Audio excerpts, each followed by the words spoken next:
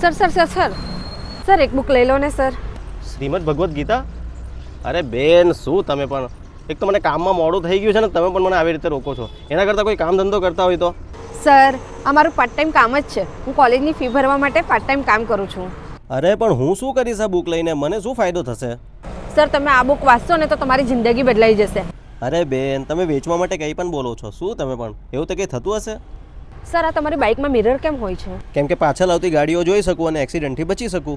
Sir એ જ રીતે આપના અંદર રહેલા અંધકારને આપણે જોઈ શકીએ અને આપણા જીવનને આપણે સાચી દિશા આપી શકીએ. એના માટે ફક્ત સર એકવાર આ શ્રીમદ ભગવદ્ ગીતા લઈ લો.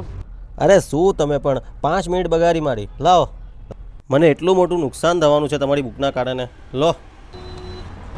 સર કૃષ્ણની લીલા તો નિરાલી છે. શું ખબર તમે આ જેને પુસ્તક માનો છો તેને જ 5 મિનિટમાં કોઈ મોટા નુકસાનથી બચાવ્યું હોય તો તમને.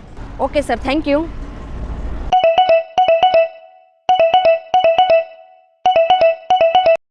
હા. અરે તું ક્યાં છે અત્યારે? બસ આ રિંગ રોડ પુલ પર પહોંચવાનો. અરે સારું છે ભાઈ, તું પુલ પર નથી પહોંચ્યો. અત્યારે 5 મિનિટ પહેલા જ પુલ તૂટ્યો છે. તને ખબર 5 જણ મરી ગયા છે પુલના નીચે. અમે ત્યાં જ ઊભા છે.